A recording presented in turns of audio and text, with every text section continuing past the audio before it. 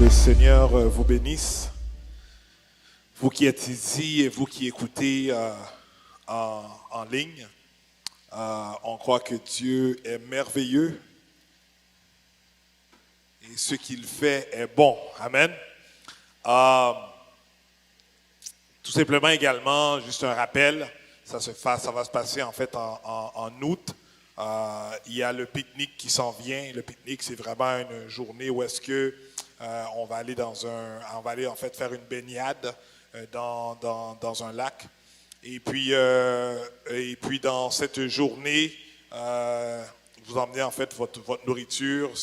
On va tous aller ici en groupe. Ceux et celles qui veulent aller en autobus peuvent inscrire leur nom à l'arrière.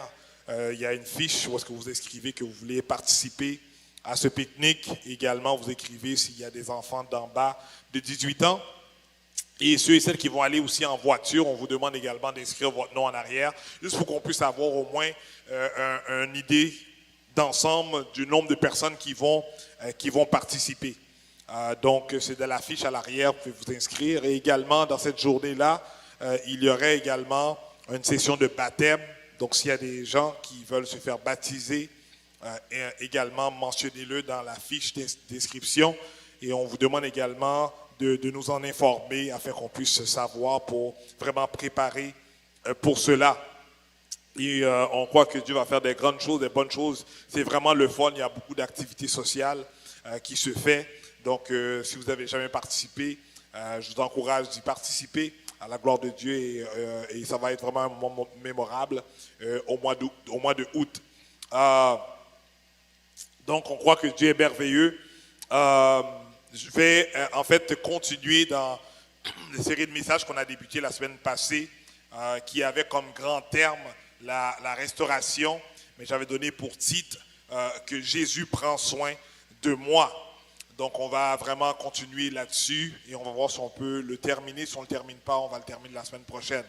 Père, en Jésus-Christ, je viens devant toi pour te remettre, Père, cette parole. Et je prie, Père, au de ton roi saint, que tu puisses, Papa, au de ton roi saint, m'utiliser, Père, pour apporter une parole, Papa, de réconfort, une parole, Père, d'encouragement, une parole, Papa, au de ton roi saint, de correction, une parole, Père, au de ton roi saint, qui puisse fortifier, qui puisse édifier, Père, au de ton roi saint, ceux qui écoutent le son de ma voix, et que, Père, au de ton roi saint, à la fin, les gens puissent être convaincus que c'est toi qui leur parles, Père, au de ton roi saint, car tu veux les emmener quelque part. C'est dans le nom de Jésus que je prie. Amen. Donc, on laisse la place vraiment à l'Esprit d'agir dans ce lieu. Amen. Qui se sent bien ce matin? Hein? Qui a aimé l'adoration et la louange? Je pense que le chant était vraiment, nous a emmenés dans une autre dimension et on glorifie le nom de notre Seigneur et Sauveur Jésus-Christ pour cela. Vous savez, regarde ton voisin comme on a fait la semaine passée et dis-lui que Jésus prend soin de toi. Jésus prend soin de toi. Et des fois, ça peut paraître difficile, des fois ça peut paraître même étrange, surtout peut-être pour ceux et celles qui passent en fait dans une situation difficile. Mais je te demande de ne pas vivre par la chair, de ne pas vivre par la mentalité, la conception humaine, mais de vivre vraiment par la parole de Dieu qui nous demande d'avoir cette profonde espérance en lui, qu'il est en fait celui qui est en contrôle de toutes choses. Donc il faut même au milieu des circonstances difficiles déclarer que ton Dieu prend soin de toi. On avait donné plusieurs définitions la semaine dernière et je vais aller un petit peu plus rapide là-dessus concernant la restauration. On avait dit que la restauration est un procédé par lequel Dieu exauce nos prières et nous ramène dans la condition favorable pour nous en vue de notre bénédiction. Et Dieu vraiment entend nos cris et il arrête n'importe quoi qui se passe pour vraiment changer, amener un renouveau dans nos vies. On avait dit que la restauration également consiste à remettre quelque chose ou quelqu'un à son état original. On a dit que la restauration divine est une œuvre par laquelle le Seigneur remet en bon état la situation spirituelle, physique, morale, matérielle, financière d'une personne. Donc, en lisant toutes ces définitions, on comprend que le but de Dieu, c'est de ramener son peuple à un plan de bénédiction, Donc, on doit être convaincu de cela lorsqu'on pense à Jésus-Christ, qu'est-ce qu'il a fait pour nous, qu'est-ce qu'il veut faire, qu'est-ce qu'il désire. C'est vraiment nous emmener dans son plan de bénédiction, dans une destinée dans laquelle on va vivre cette abondance que Jésus-Christ a prononcée sur nous dans nos vies. On avait lu 3 textes la semaine passée. Premièrement, dans Romains 15, le verset 13, qui disait que le Dieu de l'espérance vous remplisse de toute joie et de paix dans la foi. Très important.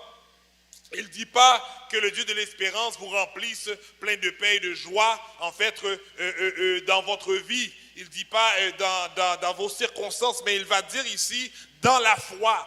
Parce que la foi, c'est le profond désir de vouloir croire en quelque chose.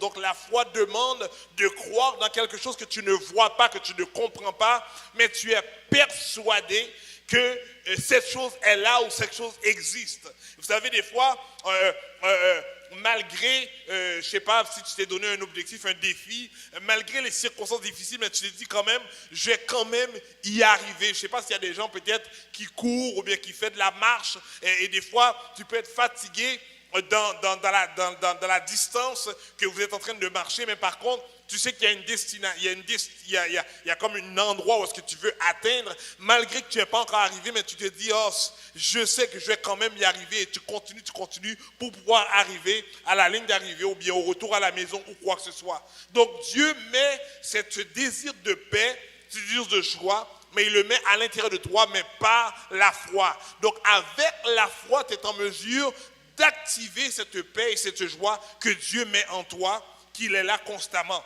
Et on a lu également dans le livre de 1 Pierre 5, verset 10, qui dit « Le Dieu de toute grâce qui vous a appelé en Jésus-Christ à sa gloire. » Donc on est appelé à la gloire de Christ. Donc quand on comprend cela, donc lorsqu'on vous dit que Dieu nous appelle à revenir tout le temps dans le plan de Dieu qui est un plan de bénédiction, donc on voit pour quelle raison, parce que Dieu nous appelle tout le temps à revenir ou à venir dans sa gloire. Il désire qu'on habite, qu'on demeure dans sa gloire. Et il dit après que vous aurez souffert un peu de temps, vous perfectionnera lui-même, vous affermira, vous fortifiera et également vous rendra inébranlable.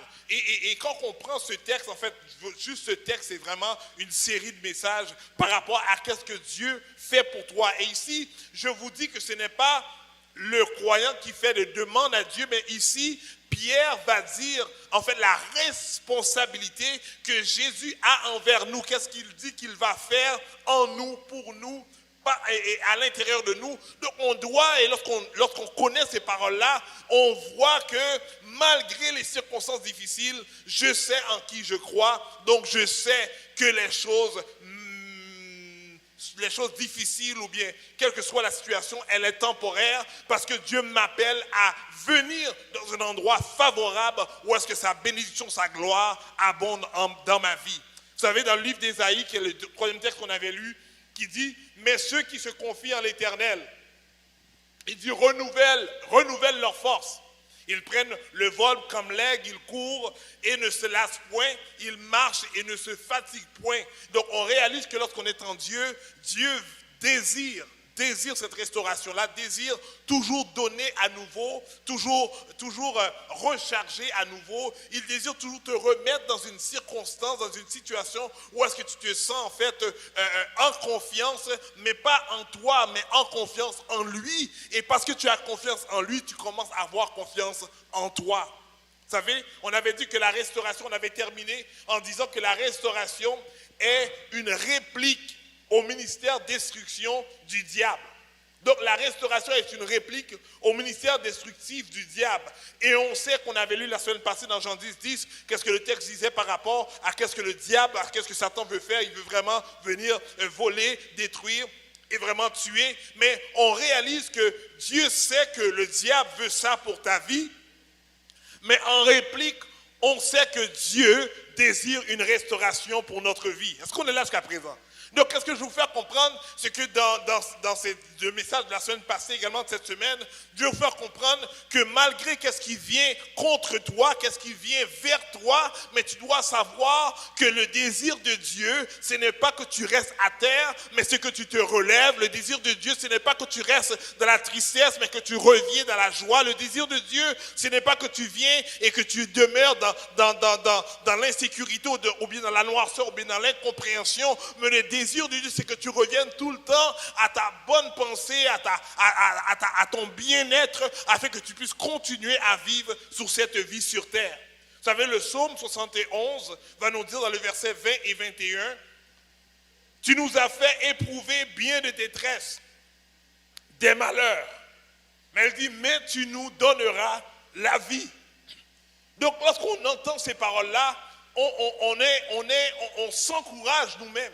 Vous savez, lorsqu'on dit que la parole de Dieu, elle a cet objectif à la parole même, parce qu'on dit que la parole, la lecture de la parole, on dit qu'elle est vie. Elle est vie. Donc, lorsqu'on lit cette parole, elle n'est pas seulement lettre, mais elle est vie. Elle n'est pas seulement une écriture, mais elle prend vie en dedans de nous. Et lorsque nous lisons cela, on a cette compréhension qu'elle vient et qu'elle travaille à l'intérieur de nous, parce que la transformation se fait à partir de l'intérieur, et elle commence maintenant à nous réconforter, à savoir qu'est-ce que Jésus-Christ veut faire à l'intérieur de notre vie, qu'est-ce qu'il veut faire pour changer notre perspective, qu'est-ce qu'il veut faire pour changer vraiment notre manière de nous voir, la manière de voir en fait notre humanité, la manière de voir la société. Donc elle permet maintenant à nous faire comprendre que le désir de Dieu, ce n'est pas que nous demeurons, bien que nous vivons de l'échec, mais le désir de Dieu, c'est que nous vivons et que nous demeurons dans la réussite. Elle dit que même lorsque nous allons éprouver des détresses ou des malheurs, mais il sait que Jésus-Christ va nous donner la vie.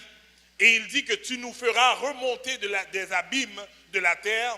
Il dit, relève ma grandeur, console-moi de nouveau. Donc on voit tout le temps dans les textes des Écritures, où est-ce qu'on va voir à maintes reprises que le désir de Dieu, c'est de restaurer nos vies. Voici, la restauration a pour résultat la restitution de la situation perdue, voire même le recouvrement d'une situation meilleure que celle d'avant. Vous savez, en effet, le sens biblique du mot restauration est de recevoir en retour plus que ce qui a été perdu, au point où l'état final est supérieur à l'état d'origine. Le point principal est que quelqu'un ou quelque chose est amélioré au-delà de toute mesure. Quand on comprend cela, on dit « Waouh !»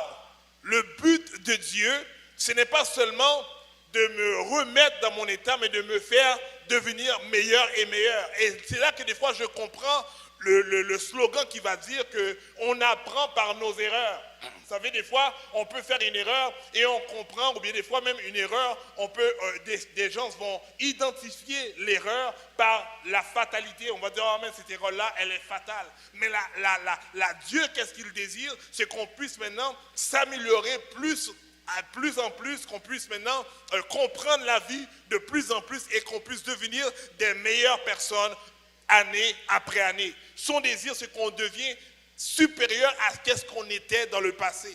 Et c'est pour ça qu'on doit se poser la question, où est-ce que j'en suis aujourd'hui? Est-ce que je suis dans la même situation? Est-ce que je comprends les choses de la même manière? Est-ce que je me vois de la même manière que je me voyais il y a 1 an, il y a 2 ans?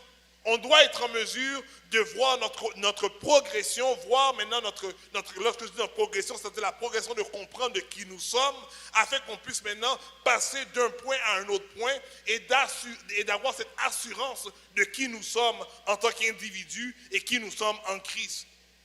Vous savez, contrairement au sens habituel du dictionnaire, la restauration qui consiste à ramener quelque chose à son état original, la définition biblique du mot a des connotations plus importantes qui vont au-delà de l'usage quotidien typique.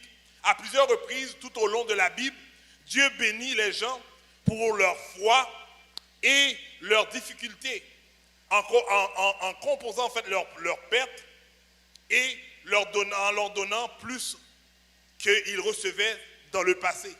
On voit ça dans les différents passages dans la Bible, dans différents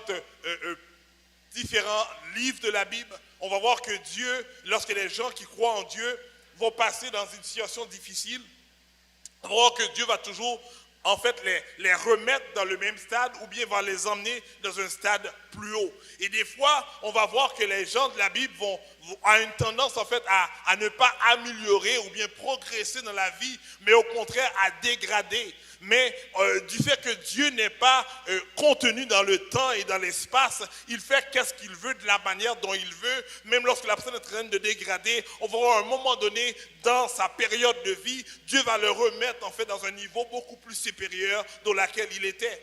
On peut voir, exemple, dans l'histoire de Job, comment que Job a perdu, il a perdu sa femme, ses enfants, il a perdu ses biens, il a perdu en fait tout ce qu'il possédait et même arrivé à perdre même sa santé. Mais à la fin, la Bible va nous faire comprendre parce que Job a voulu demeurer et a cru en Dieu, donc il n'a pas voulu régner ce Dieu-là que Dieu en fait l'a donné. La Bible va lui dire 2 fois de tout ce qu'il possédait. On va voir dans Job 42, le verset 10, il dit: l'Éternel rétablit Job dans son premier état.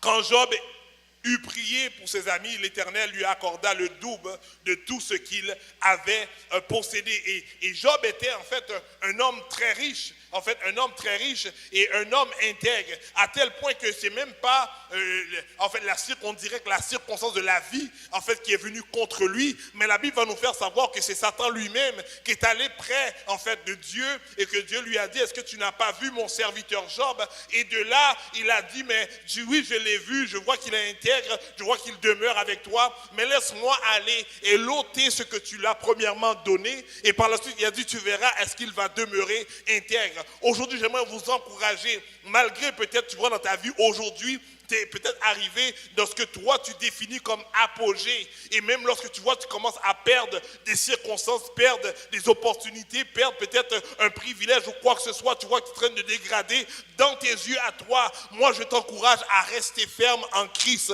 parce que celui qui t'avait emmené là est en mesure de te ramener dans cette situation-là, ou bien encore plus haut que où est-ce que tu étais. Donc, ce n'est pas en fait les circonstances dégradantes qui définissent qui est ton Dieu, mais au contraire, c'est au travers de ces circonstances-là que Dieu va se révéler à toi dans une nouvelle dimension, afin que tu puisses dire comme Job, que Dieu a ôté, que Dieu a donné, que le nom de l'Éternel soit élevé. Vous savez, il y a un moment donné dans l'histoire, dans le livre de Rois, dans le roi de 1 Roi 17, on parle en fait d'une femme, d'une veuve, qu'on va dire cette veuve qui habitait en fait à Sarepta, donc on l'appelle la veuve de Sarepta. Et en fait, c'est l'histoire de Élie, où est-ce que Élie avait en fait une circonstance où est-ce qu'il devait lever le défi pour l'Éternel des armées. Et Dieu va lui dire à ce prophète de prier.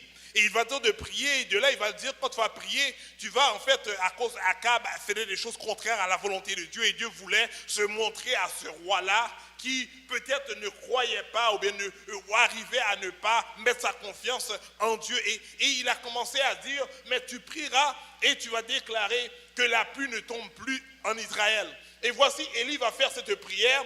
Et comme que l'Éternel a mentionné, la pluie a arrêté en fait de tomber en Israël. Donc vous imaginez-vous, Israël, Jérusalem, où est-ce que c'est localisé?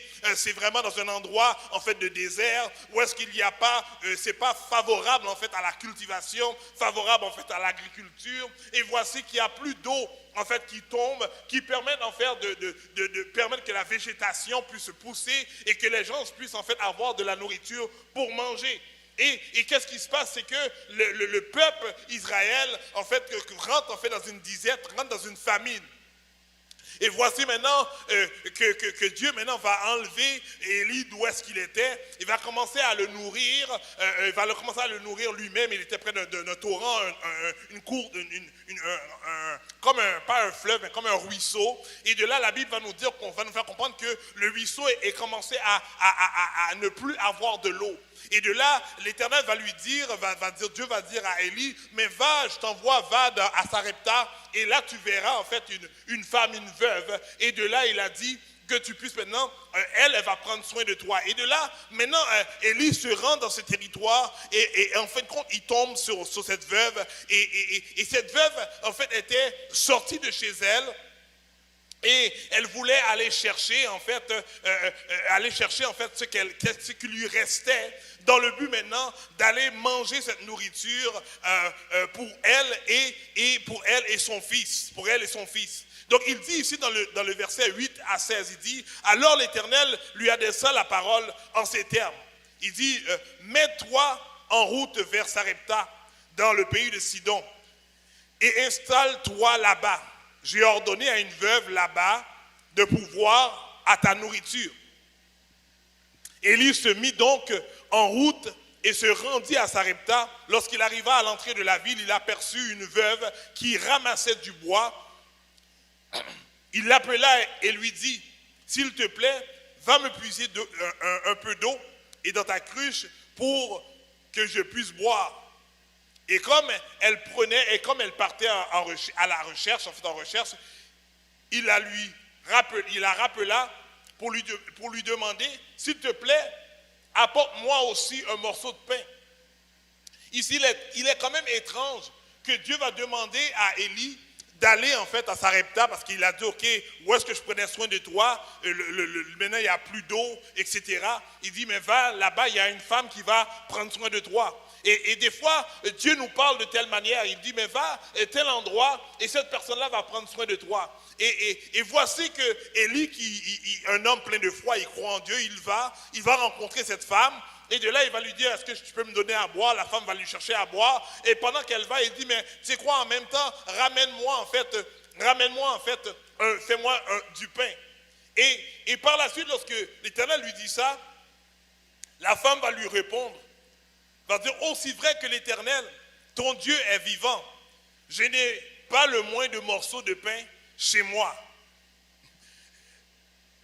Comprenez qu'est-ce qui se passe ici, ce que Dieu va dire, va voir telle veuve et telle femme, et cette femme-là va prendre soin de toi.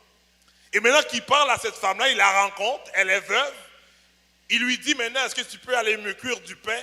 Et voici la femme va lui dire que moi, j'en ai pas. J'ai rien à te donner.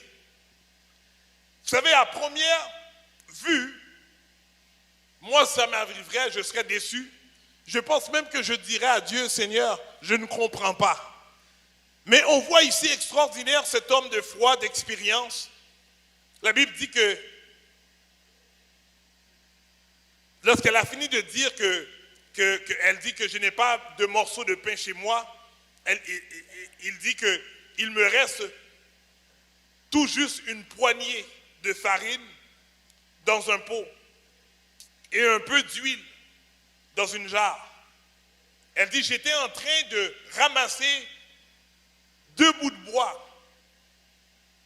Je vais rentrer et préparer ce qui me restait pour moi et mon fils. Il dit, quand nous l'aurions mangé, nous n'aurons plus qu'à attendre la mort. N'oubliez pas, je vous ai dit qu'Élie avait déjà prié pour que la pluie cesse. Donc ils sont déjà arrivés dans un moment donné dans l'histoire de cette sécheresse où est-ce que le peuple n'a plus rien à récolter, ils n'ont plus d'espoir de nourriture. Et voici que Élie était dans la même situation, lui qui a prié Dieu. Dieu le nourrissait où est-ce qu'il était près d'un cours d'eau, il pouvait boire. Maintenant, le cours d'eau a séché. Donc Dieu l'envoie quelque part d'autre pour lui dire, vas-y, il y a une femme qui va maintenant continuer à te nourrir. Et que Élie arrive maintenant dans cette maison, dans cet endroit, rencontre bien la femme, lui demande maintenant de l'eau, et par la suite va lui demander la nourriture, et la femme va lui dire, je n'ai pas de nourriture à te donner.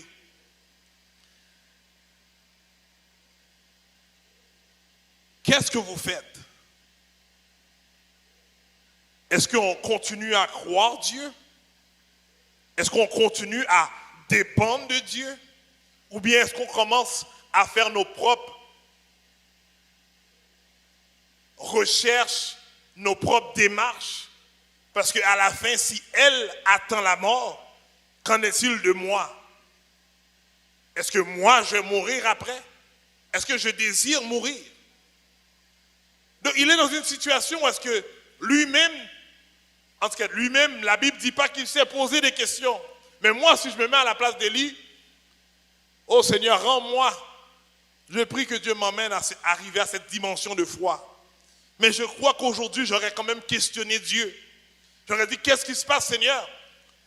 Tu es celui qui prend soin de moi et maintenant tu me dis d'aller à tel endroit où est-ce que je sais qu'une personne va me nourrir. Donc je vais m'envoyer vers une veuve qui a beaucoup d'argent, qui a beaucoup de réserves à manger et je vais m'asseoir et je vais te louer, t'adorer et te prier et de là je vais me nourrir. Mais tu m'envoies, Père, dans une maison d'une femme qui a non seulement, elle a non seulement pas assez de nourriture pour elle seule, mais elle a également un fils et elle me dit maintenant qu'elle va faire cette dernière farine, faire du pain et par la suite attendre la mort.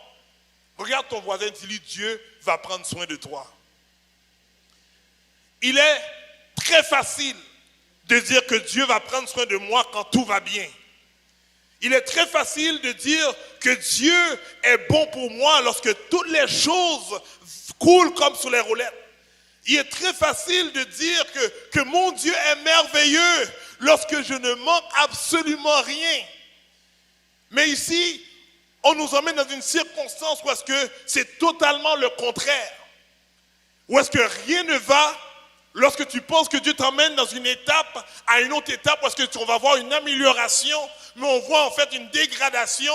Au contraire, on voit des personnes qui nous donnent un message, une parole qui n'a même pas d'espoir, mais une parole qui semblerait veut nous emmener à la mort. Mais qu'est-ce que tu fais dans cette circonstance-là? Est-ce que tu continues à dire « Jésus prend soin de moi » ? J'aimerais vraiment vous emmener à vous questionner et à savoir, est-ce que vous savez quel Dieu que vous servez? Est-ce qu'on sert Dieu, on va proclamer que oui, Dieu est merveilleux, Jésus est bon lorsque tout va bien, mais lorsque les circonstances vont de mal en pire, on commence à se dire, est-ce que Dieu est bon? Est-ce que Dieu est merveilleux? Est-ce que ce Dieu vraiment prend soin de moi?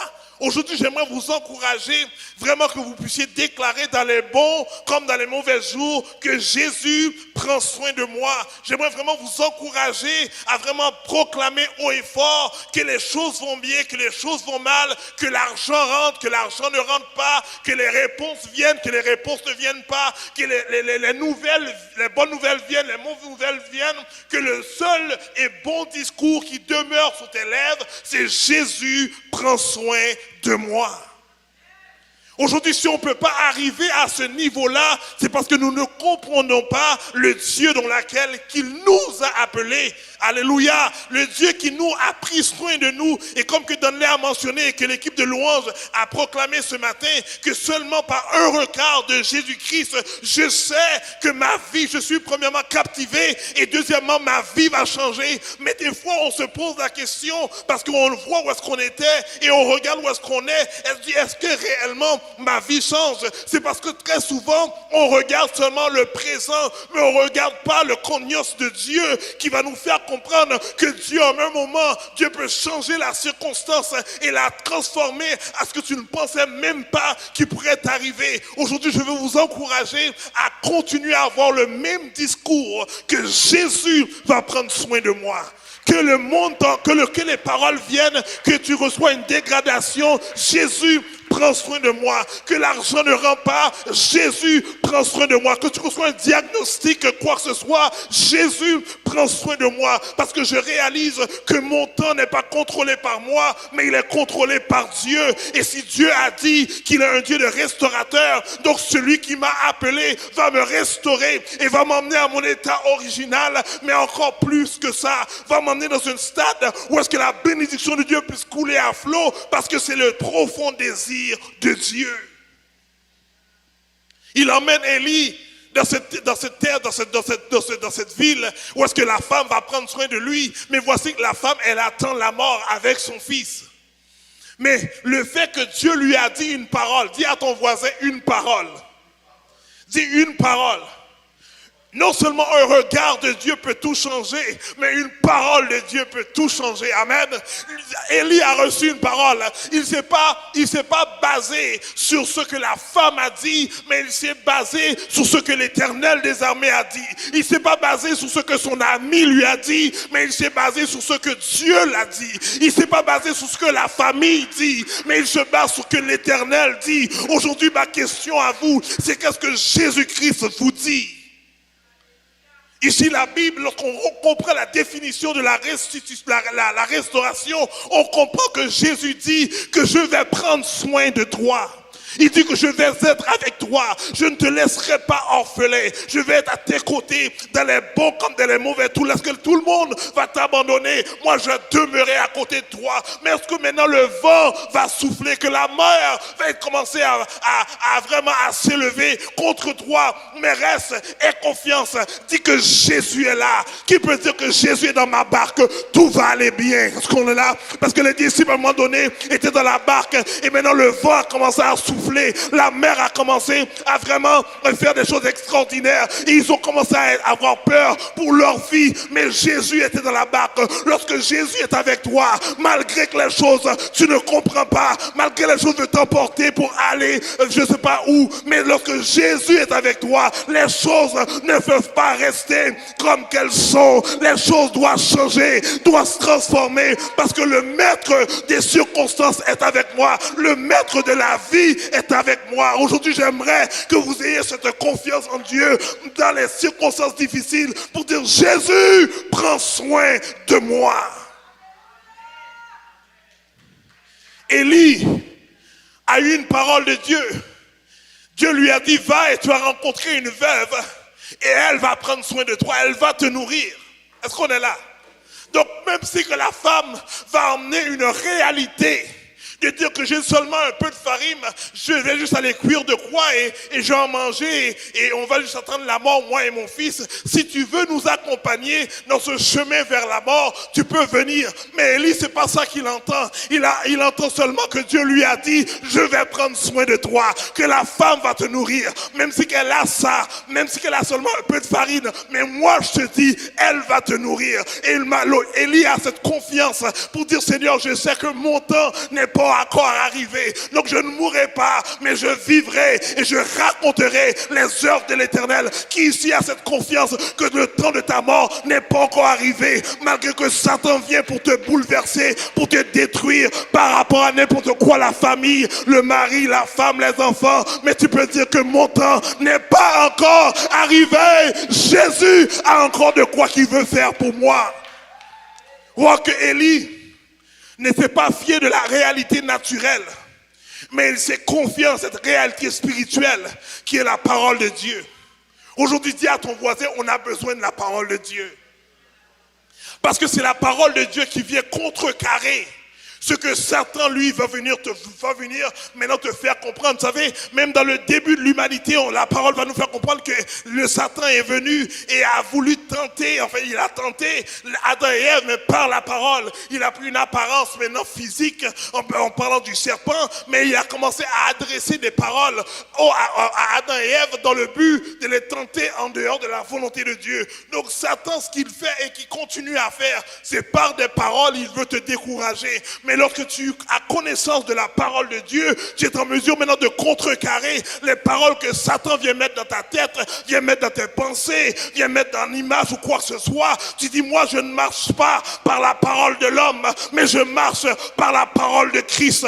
Moi je ne fonctionne pas par les paroles de quiconque, mais je marche par ce que mon Dieu me dit. Qui ici connaît que la Bible dit que tu es en fait celui qui va marcher, mais lorsque tu marcherais, alléluia, dans la vallée de l'ombre de la mort, il dit que rien ne peut t'arrêter, ne peut t'arriver parce qu'il est avec toi. Qui s'y croit que Dieu va dire que malgré que les choses t'environnent, mais la parole va dire, le psalmiste va dire dans le psaume: au nom de l'Éternel, je les taille en pièces. Donc on a maintenant cette capacité et cette habilité de tailler en pièces tout ce qui vient autour de toi de manière spirituelle. Donc tu dois apprendre à déclarer non seulement que Jésus prend soin de moi, mais tu dis: problème problème termine dans le nom de Jésus. Tu peux dire maintenant, je ne sais pas, stress, je te brise dans le nom de Jésus. Parce que n'importe quoi qui t'environne, qui veut t'envelopper, Dieu te donne la capacité maintenant de les tailler en pièces.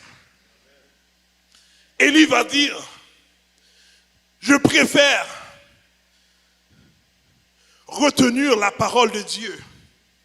Il m'a dit, va à Sarepta et tu vas rencontrer cette veuve. Et cette veuve va prendre soin de toi. Va à Sarepta, tu vas rencontrer cette veuve. Et cette veuve va prendre soin de toi. Qu'est-ce que Jésus-Christ te dit? Où est ta confiance ce matin?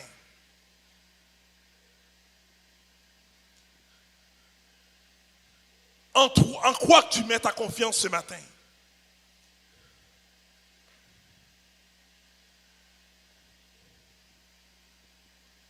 En quoi que tu mets ta confiance ce matin? La Bible va nous faire comprendre que non seulement que Élie s'est accroché à la parole de Dieu, mais la femme, après la réponse d'Élie, elle s'est dit, je vais m'accrocher par la parole du prophète. Est-ce qu'on est là? Et la semaine prochaine, je vais rentrer dans cela. Vous savez, Dieu ne te bénit jamais dans le but de te bénir seul. Mais Dieu te bénit afin que tu puisses être un canal de bénédiction pour ton voisin. Est-ce qu'on est là? Est-ce qu'on est là? Et c'est pour cela qu'il est important de ne pas seulement penser à nous. Parce que des fois, on pense que la bénédiction va venir directement à moi. Mais des fois, Dieu va utiliser ton voisin. Dieu va faire en sorte qu'il soit béni dans le but que tu puisses être béni. Est-ce qu'on est là?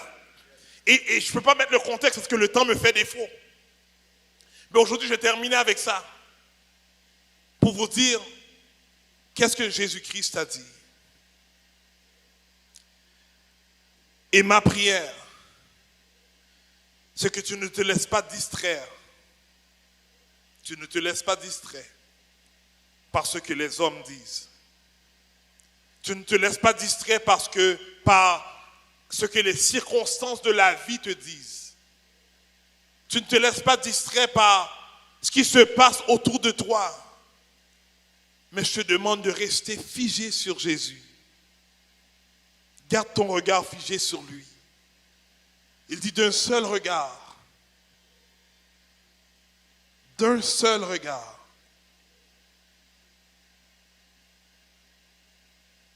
D'un seul regard. Et aujourd'hui, j'aimerais vous dire que le regard de Jésus, il est constamment sur nous.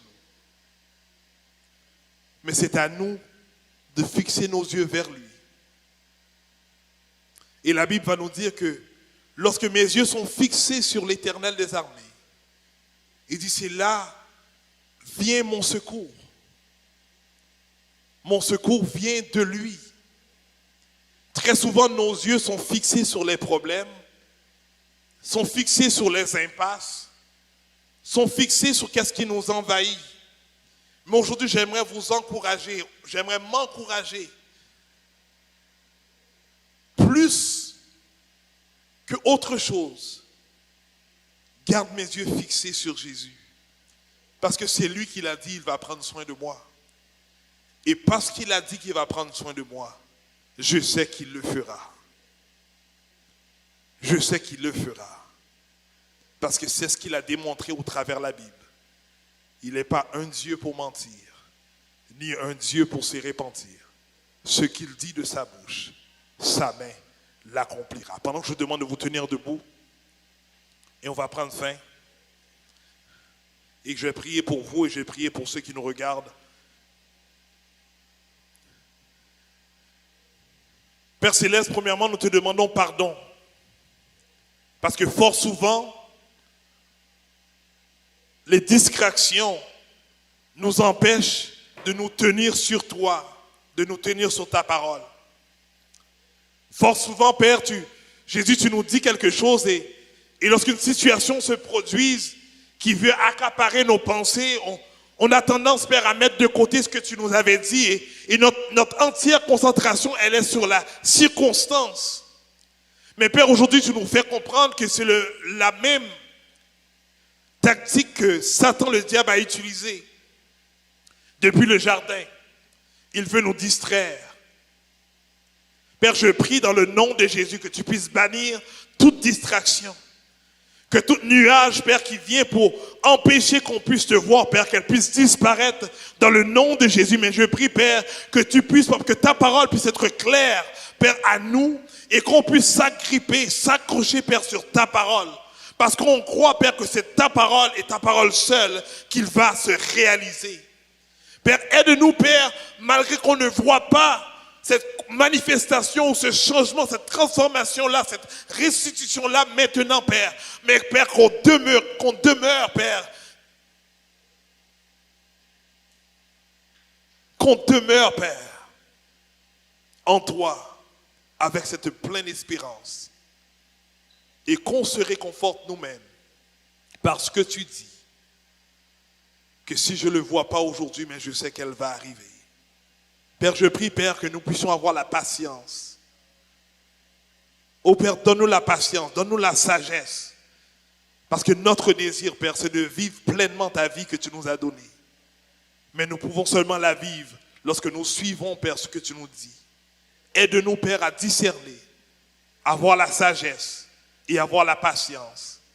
Et Père, à avoir cette confiance que si tu l'as dit, nous allons le voir dans notre vie dans le nom de Jésus. Et nous te disons merci parce que tu es bon. Vous écoutez le centre de résurrection, un endroit qui donne la capacité à tout le monde d'aimer, de connecter et de servir. Passez le temps de vraiment vous saluer l'un l'autre. Et on vous encourage également, samedi prochain, n'oubliez pas la marche pour Jésus. Et dans le sous-sol, je sais que des fois je regarde, je vois que ce n'est pas tout le monde qui y va. Prenez le temps, il y a de la préparation pour vous.